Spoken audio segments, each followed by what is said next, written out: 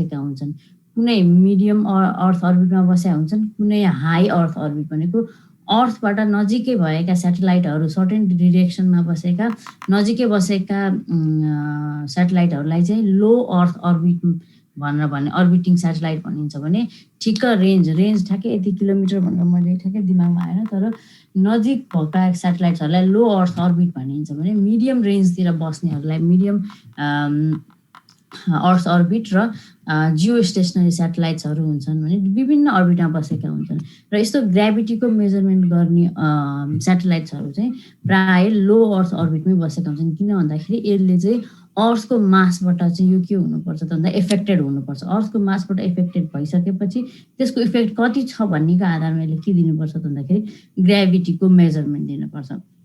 यसमा हामीले बेसिकली तीनटा ग्राभिटी स्याटेलाइट ग्राभिटी मिसन हेऱ्यौँ, जसमध्येमा च्याम्प, गोस्ट, ग्रेस यिनीहरू तिनटैको चाहिँ के छ त भन्दाखेरि म्यानुफ्याक्चरिङ प्रिन्सिपल फरक छ, तर यिनीहरू तिनटैको उद्देश्य के हो त भन्दाखेरि अर्थको ग्राभिटी फिल्ड, ग्लोबल अर्थको चाहिँ के त ग्राभिटी फिल्डको चाहिँ इन्फर्मेसन निकाल्ने चाहिँ यो तिनटै मिसनको चाहिँ उद्देश्य रहेको छ।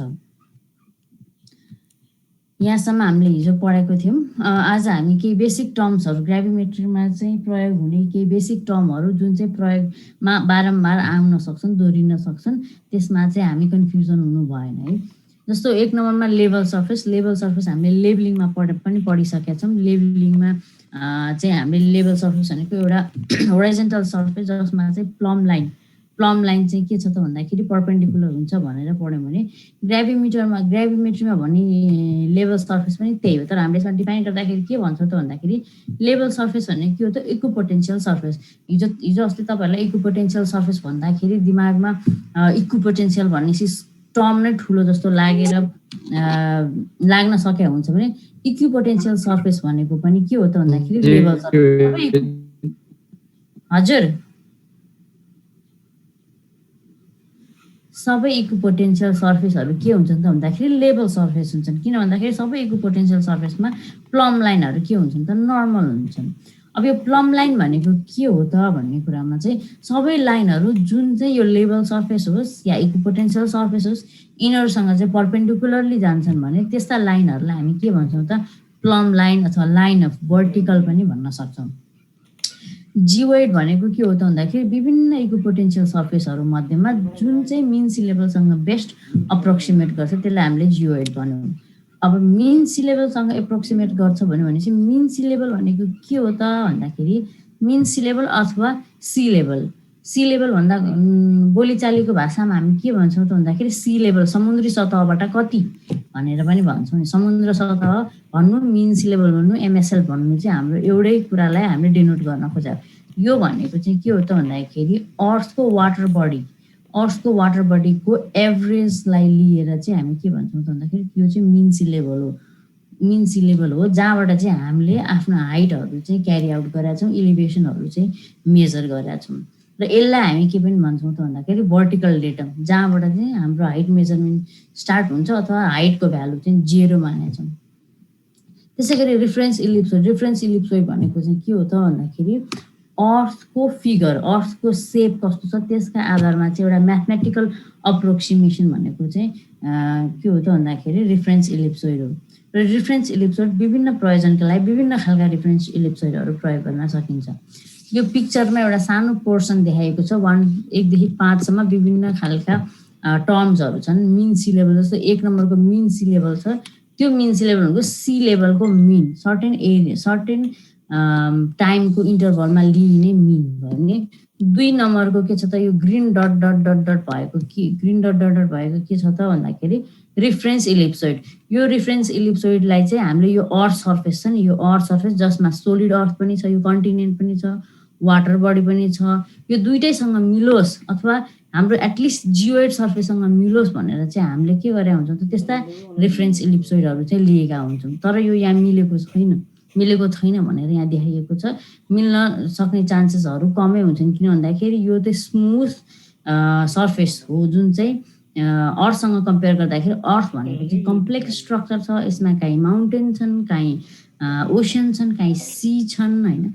त्यही भएर चाहिँ यिनीहरूको कम्पेरिजनमा चाहिँ यो चाहिँ के छ त भन्दाखेरि एकदमै स्मुथली गएको सर्फेस देखाइयो। त्यसपछि 3 नम्बर भनेको लोकल प्लम लाइनहरू। 3 नम्बर यसरी प्लम लाइनहरू यसरी गइरहेका छन् भने यो प्लम लाइनहरू के छ त भन्दाखेरि यो मिन सी लेभलसँग के छ त यो मिन सी लेभल वा यो जियोइड सर्फेस एटलिस्ट यो जियोइड सर्फेससँग के छन् त भन्दाखेरि परपेन्डिकुलरली नै गएका छन्। यिनीहरूलाई हामी के भन्यौँ प्लम लाइन भन्यौँ।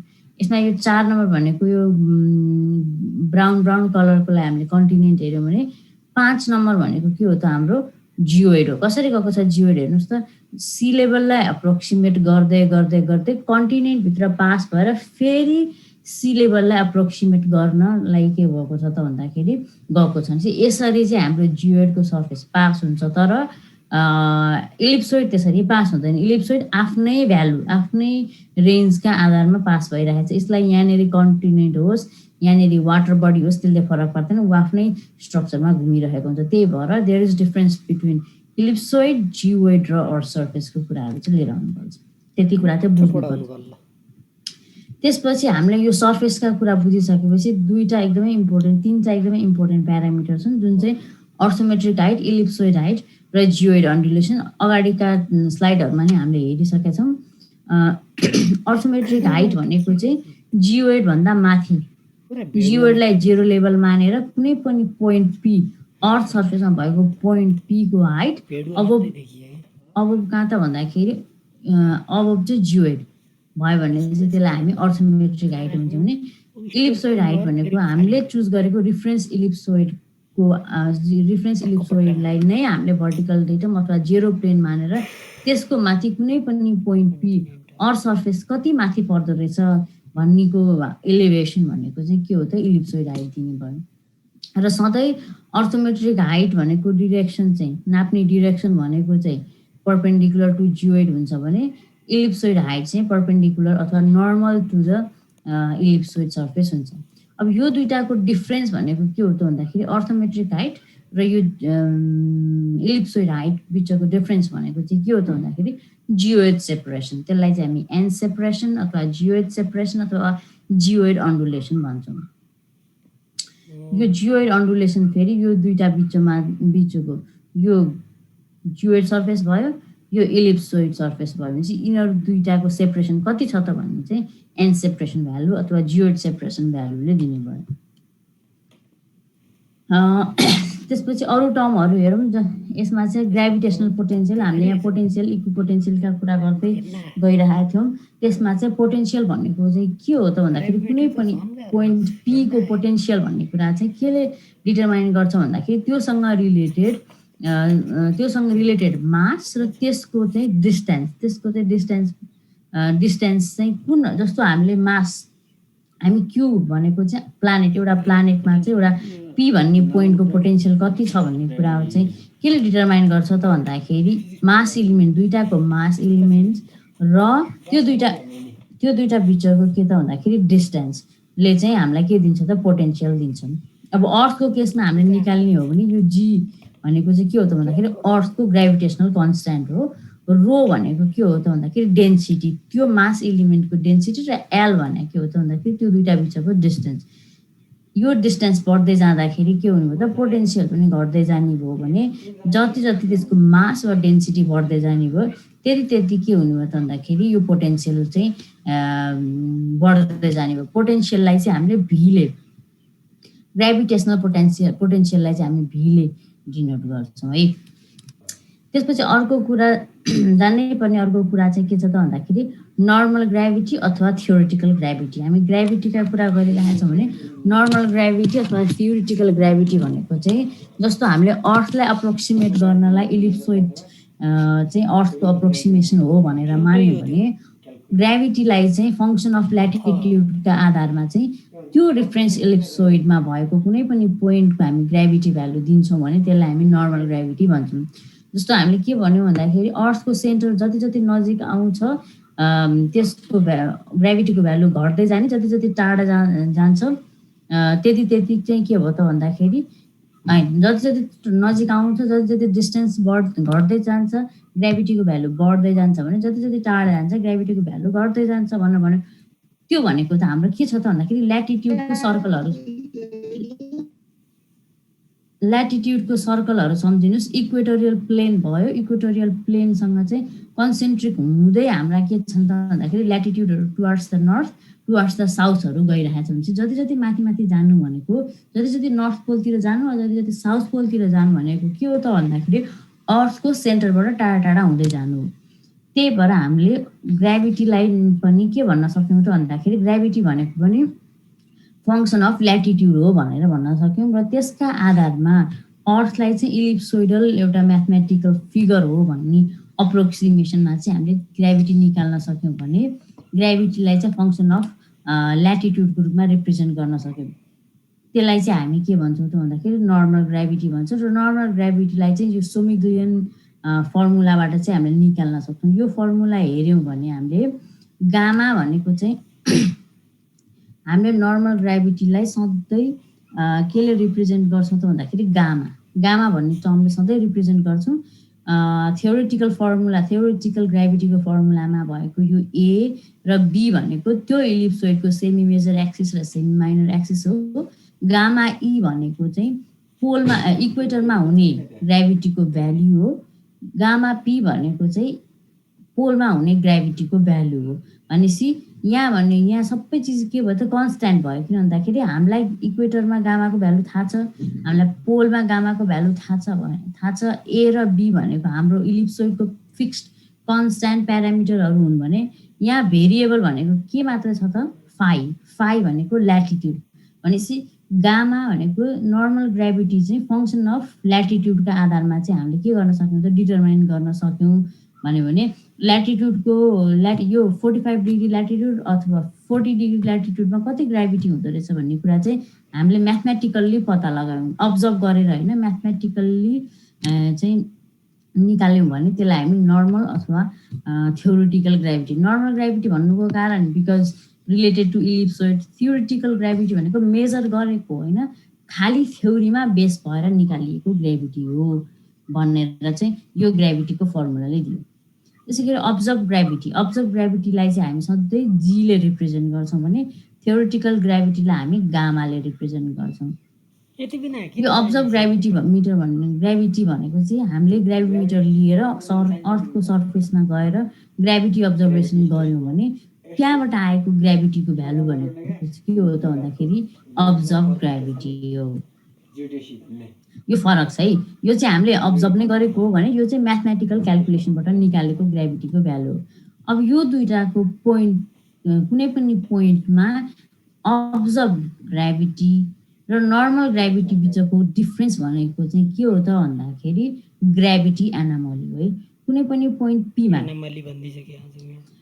पीमा के छ त भन्दाखेरि हामीले अलोङ प्लम लाइनकै अलोङमा हामीले जी भने यो जी भनेको हाम्रो अब्जर्भ ग्राभिटी हो भने यही पोइन्टमा सर्टेन ल्याटिट्युड पास हुन्छ भने यही पोइन्टमा हामीले कम्प्युट गर्ने गामाको भ्यालु, यो गामाको भ्यालुको यो दुईटा बिचको डिफ्रेन्स भनेको के हो त ग्राभिटी एनामली हो। अर्को टर्म छ डिफ्लेक्सन अफ भर्टिकल। अगाडिका स्लाइडहरूमा पनि आइसकेको छ। यो भनेको चाहिँ भर्टिकल भन्नाले हाम्रो प्लम लाइन चाहिँ नर्मल इलिप्सोइडल नर्मलबाट चाहिँ कति डेभिएट छ भन्ने कुरा चाहिँ यो चाहिँ डिफ्लेक्सन अफ भर्टिकलले दिन्छ। Deflection of vertical angular measure हो। र यो डिफ्लेक्सन अफ भर्टिकल किन आउँछ हामीले के भन्यौँ भन्दाखेरि यदि जियोइड र इलिप्सोइड कुनै पनि पोइन्टमा कोइन्साइड हुन्छ भने पनि त्यहाँ डिफ्लेक्सन अफ भर्टिकल चाहिँ पोसिबल छ, डिफ्लेक्सन अफ भर्टिकल हुन सक्छ भने के का कारणले गर्दाखेरि भन्दाखेरि हामीले अप्रोक्सिमेट गरेको म्याथमेटिकल फिगर इलिप्सोइड र अर्थको फर्स्ट अप्रोक्सिमेसन जियोइड। भनेपछि केले गर्दाखेरि फरक भएको त भन्दाखेरि अर्थको अप्रोक्सिमेसनमा के छ त भन्दाखेरि त्यहाँ चाहिँ लोकल मासको इफेक्ट छ। लोकल मास भन्ने बित्तिकै त्यहाँ भएका पहाड, त्यहाँ भएको माउन्टेन्स, अरू के अन्डरग्राउन्डमा भएका विभिन्न कम्पोजिसनले गर्दाखेरि त्यहाँ चाहिँ के हुन्छ त भन्दाखेरि डेभिएसन, त्यहाँ मेजर गरिने ग्राभिटीको भ्यालु डेभिएसन हुन्छ। त्यहाँ मेजर गर्ने सबै फिजिकल क्वान्टिटीहरू के हुन्छ त, डेभिएटेड हुन्छन् त्यहाँको लोकल मासको इफेक्टले गर्दाखेरि। डिफ्लेक्सन अफ भर्टिकलमा चाहिँ डिफ्लेक्सन अफ भर्टिकल हुने कारण पनि के हुन्छ, त्यही लोकल मासले गर्दाखेरि चाहिँ डिफ्लेक्सन अफ भर्टिकल चाहिँ देखिन्छ। डिफ्लेक्सन अफ भर्टिकल हामीले दुईटा कम्पोनेन्टका आधारमा हेर्न सक्छौँ। एउटा चाहिँ नर्थ साउथतिर कति छ र इस्ट साउथ इस्ट वेस्टतिर कति छ। नर्थ साउथ कम्पोनेन्टलाई हामी साईले डेनोट गर्छौँ भने इस्ट वेस्ट कम्पोनेन्टलाई हामीले इटाले के गर्छौँ त डिनोट गर्छौँ। यिनीहरू भए चाहिँ बेसिक टर्म्स। ग्राभिमेट्रीमा चाहिँ टाइम एन्ड अगेन फेरि बेसिक टर्म्सहरू हुन् है यिनीहरू। अरू पनि टर्महरू छन्, अरू विभिन्न टर्महरू छन्, त्यसमा हामी डिटेलमा गएनौँ। हामी सर्फेसली बेसिक टर्म्सहरू यति चाहिँ हामीलाई थाहा हुनपर्छ भन्ने टर्महरू नै हुन्। फाइनल्ली जाउँ एप्लिकेसन अफ ग्राभिटी। ग्राभिटीको एप्लिकेसन कहाँ कहाँ भएको छ भनेर अस्ति हिजो पनि हामीले सरसर्ती हेऱ्यौँ। मेन फर्स्ट ग्राभिटीको एप्लिकेसन भनेको चाहिँ सेप अफ अर्थ कस्तो छ भन्ने कुरा चाहिँ डिटरमाइन गरेर। सेप अफ अर्थ के हो त भन्दाखेरि ट्रु सेप अफ अर्थ अथवा फर्स्ट एप्रोक्सिमेसन अफ अर्थ भनेको चाहिँ हामी केलाई मान्छौँ त भन्दाखेरि जियोइडलाई मान्छौँ। र यो जियोइडको कम्प्युटेसन केबाट पोसिबल छ त भन्दाखेरि ग्राभिटीबाट ग्राभिटीको मेजरमेन्टबाट चाहिँ पोसिबल छ। यो जियोइड भनेको चाहिँ अर्थको सी लेभल हो, अर्थको मिन सी लेभलमा पास हुने र कन्टिनेन्टको अन्डरबाट जाने अर्थलाई रिप्रेजेन्ट गर्ने स्ट्रक्चर भएको हुनाले चाहिँ र जियोइड हामीले ग्राभिटीका माध्यमबाट नाप्न सक्ने भएको हुनाले चाहिँ यसको एप्लिकेसन चाहिँ एकदमै बेसी छ। त्यसै गरी सब सर्फेस भोइड भनेको सर्फेसमा नदेखिने तर सर्फेस अन्डरमा भएका भोइड्सहरू छन् कि कम्प्याक्ट स्ट्रक्चरहरू छन् कि कस्तो छ त कम्पोजिसन भन्नेको डिटेक्सन पनि हामीले ग्राभिटीको अब्जर्भेसनबाट गर्न सक्छौँ। लोकल डेन्सिटी चेन्जेसहरू। लोकल डेन्सिटी चेन्ज भनेको कुनै पनि सानो एरियाको डेन्सिटी कसरी चेन्ज भइरहेको छ भन्ने कुराको इन्फर्मेसन पनि हामीले ग्राभिटी अब्जर्भेसनबाट पाउँछौँ भने टेक्टोनिक्स फल्ट जो लोकेसनहरूको इन्फर्मेसन नै पाउँछौँ।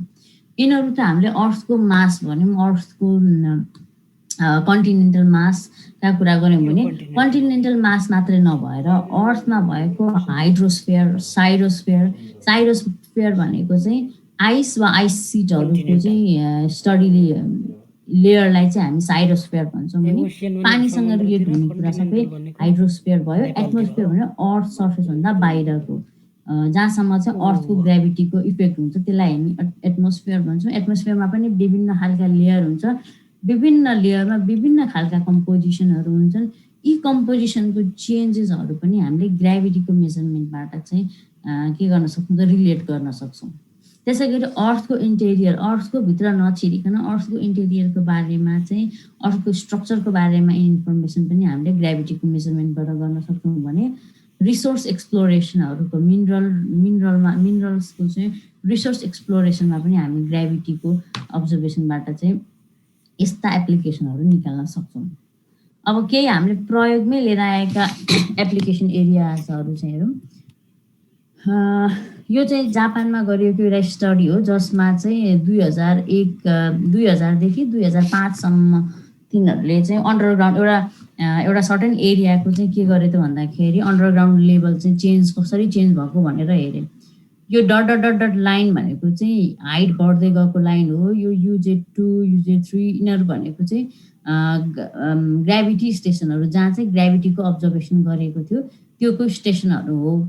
र ग्राउन्ड लेभल चेन्ज यो MM इक्विभ्यालेन्ट वाटर लेभल भन्छन् त्यो कम्प्युट गरिसकेको हो। र इलिभेसनका आधारमा चाहिँ पहिला के गरे त भन्दाखेरि उनीहरूले यो डार्क ब्लूको चाहिँ 2000मा चाहिँ ग्राउन्ड वाटर लेभल चाहिँ के थियो त भन्दाखेरि 2 मिटर चाहिँ सुरुमा चाहिँ कति थियो त भन्दाखेरि 2 मिटर थियो। त्यसपछि 2001मा चाहिँ मेजर गरे उनीहरूले। 2001मा चाहिँ घटेर यो -1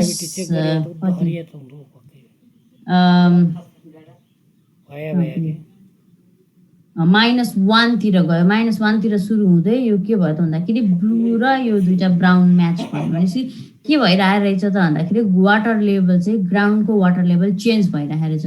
2001मा हेर्दाखेरि पनि 2002मा गएर फेरि 2002मा जाँदाखेरि के हो त भन्दाखेरि यसको स्ट्रक्चर झनै चेन्ज भयो होइन, झनै चेन्ज भयो। त्यसै गरी 2004मा जाँदाखेरि झन् बढेछ। पहिला के भयो त यो रेन्ज हेर्दाखेरि पहिला वाटर लेभल घट्यो, त्यसपछि वाटर लेभल के भयो त बढ्यो, टाइम अनुसार बढ्यो। र यस्तो खालको इन्फर्मेसन हामीले ग्राभिटी अब्जर्भेसनबाट निकालिन सकिन्छ भन्ने कुरा देखाउन खोजेको यहाँ। डिटेक्सन अफ फल्ट जोन कता कता पर्छ, दुईटा लेयरहरूको बिचमा के हुन्छ त भन्दाखेरि हाम्रा फल्ट जोनहरू भनेको कस्तो जोनहरू हुन्छन् त भन्दाखेरि दुईटा वा दुईटाभन्दा बेसी टेक्टोनिक प्लेटहरू अथवा दुईटा विभिन्न किसिमका प्लेट्सहरू चाहिँ एक आपसमा जोडिने, ठोकिने, ओभरल्याप हुने, सबडक्सन हुने जोन्सहरूलाई चाहिँ हामी के भन्छौँ त भन्दाखेरि फल्ट जोन भन्छौँ। र यी फल्ट जोनहरूमा चाहिँ अर्थक्वेक आउन सक्ने सम्भावना चाहिँ एकदमै धेरै भएको हुन्छ। जस्तो यहाँ दुईटा लेयर छ, एउटा 2 नम्बरको लेयर छ, एउटा 1 नम्बरको लेयर छ, एक आपसमा सबटक भएका छन् भने यिनीहरूको भ्याल्यु, यिनीहरूले यो लेयरले गर्दाखेरि हुने इफेक्ट, ग्राभिटीमा हुने इफेक्टका आधारमा चाहिँ के पत्ता लगायो त भन्दाखेरि यो पार्ट भनेको चाहिँ भर्टिकल डिस्प्लेसमेन्ट पार्ट, जहाँ चाहिँ डेन्सिटीको कन्ट्रास्ट एकदमै हाई हुन्छ, भनेको डेन्सिटी चेन्ज एकदमै हाई हुन्छ।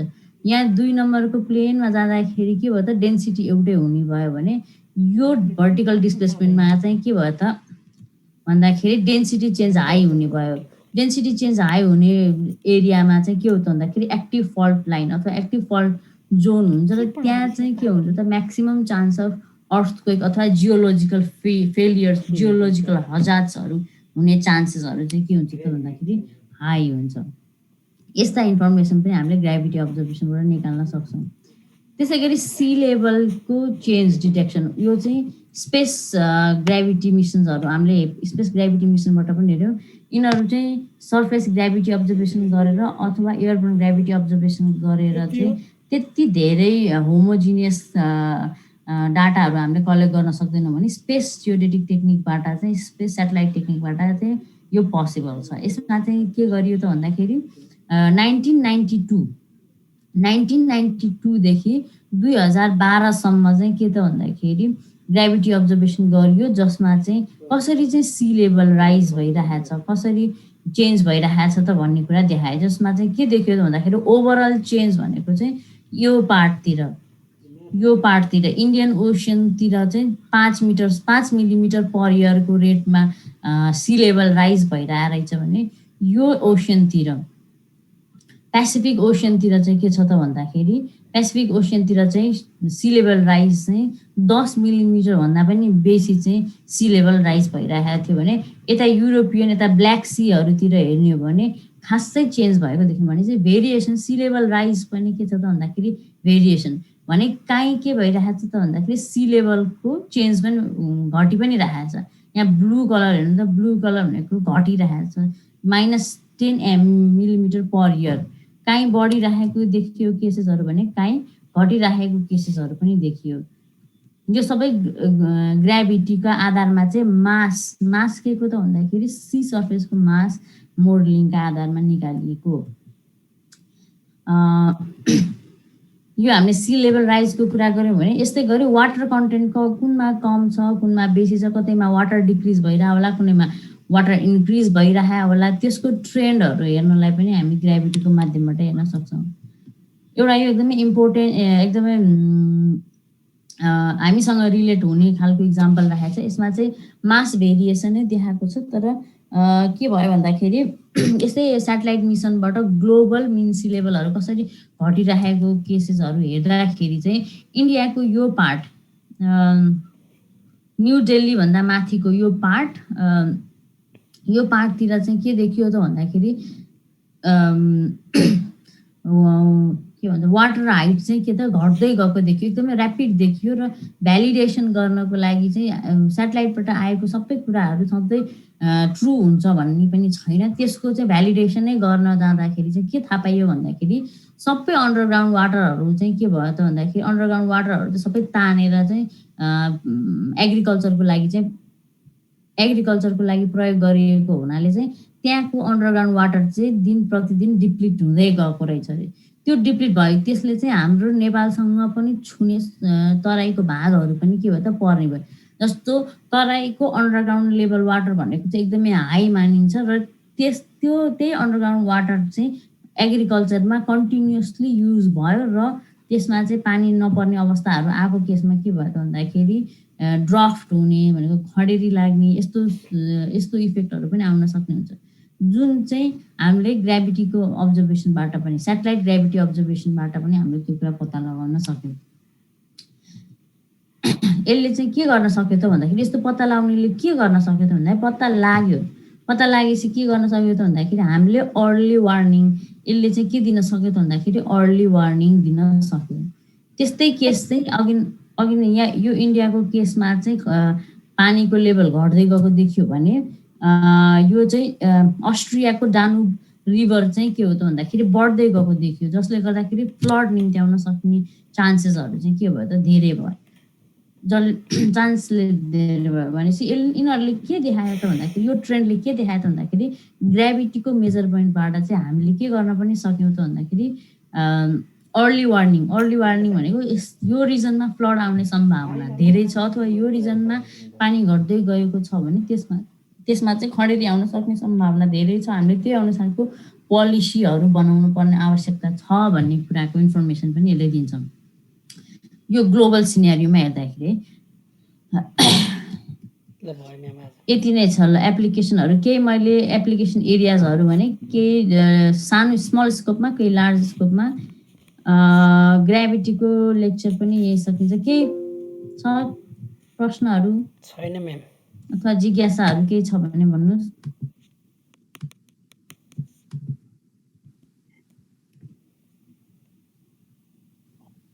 के हो म्याम यो त ग्राभिमेट्री त के हो बुझेन म्याम फेरि पछि पढ्ने अब पढ्नुहोस् ग्राभिमेट्री गाह्रो भनेर पढ्यो भने सधैँ गाह्रो हुन्छ होइन सजिलो त पक्कै छैन तर त्यस्तो गाह्रो भन्ने चाहिँ छैन फेरि इन्ट्रेस्टिङ छ ग्राभिमेट्री भनेको चाहिँ जियोडेसीको एकदमै इन्ट्रेस्टिङ पार्ट हो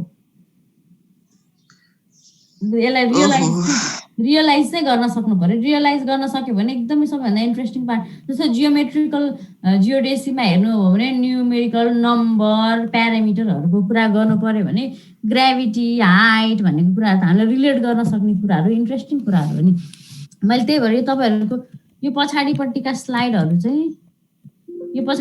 स्लाइडहरू यिनीहरू भनेको चाहिँ इन्ट्रेस्टिङ हुन्छ कि भनेर मैले राखेँ मात्रै हो है बुझ्नको लागि ग्राभिटेशनल पोटेन्शियल फेरि एकपल्ट भनिदिनु न के चाहिँ ग्राभिटेशनल पोटेन्शियल भनेको चाहिँ अर्थको कुनै पनि पोइन्ट पी भन्ने पोइन्ट छ भने त्यसको पोटेन्शियल भन्ने कुरा केले डिटरमाइन गर्छ भन्ने कुरा के पोटेन्शियल भन्ने बित्तिकै सर्टेन एउटा पोटेन्शियल भनेको एउटा पोइन्टको अथवा एउटा अब्जेक्टको पोटेन्शियल भनेको कति छ त भन्ने कुरा चाहिँ त्यसको मास कति छ एउटा चाहिँ मास 10 केजीको छ एउटा मास 5 केजीको छ भने त्यो दुईटा बिचमा चाहिँ कुनको पोटेन्शियल बेसी छ त भन्दाखेरि हामी 10 केजीको मासको पोटेन्शियल बेसी छ भन्छौँ नि त्यस्तै हो कि पोटेन्शियल भनेको ग्राभिटेशनल पोटेन्शियल भनेपछि अर्थमा हुने कुनै पनि पोइन्टको पोटेन्शियल हो त्यो बुझ्नु पर्यो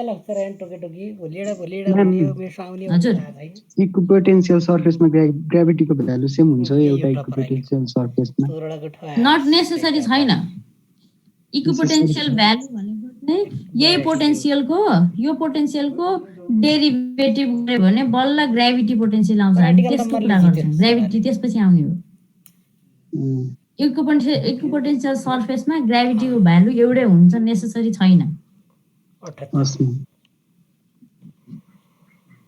त्यो डुम त 60-65 नम्बर ल्याउँछ कि लेखेर प्र्याक्टिकल नम्बर त पाउँदैन यो टर्म्सहरु आजलाई अब भयो लेक्चर पनि सकियो हैन मैले तपाईहरुलाई एउटा बनाइदिएको छु कोअर्डिनेट सिस्टम भनेर एउटा वर्ड फाइल छ हैन त्यसमा एउटा दुईटा न्युमेरिकलहरु गरेको छ अनि लास्टमा चाहिँ असाइनमेन्ट भनेर 4-5 वटा क्वेशनहरु छन् जसमा 3टा न्युमेरिकल छन् 4 वटा चाहिँ लेख्नु पर्ने छ त्यो तपाईहरुले रिपोर्ट बनाउनु होला है त ल हुन्छ फट्ट पाइगे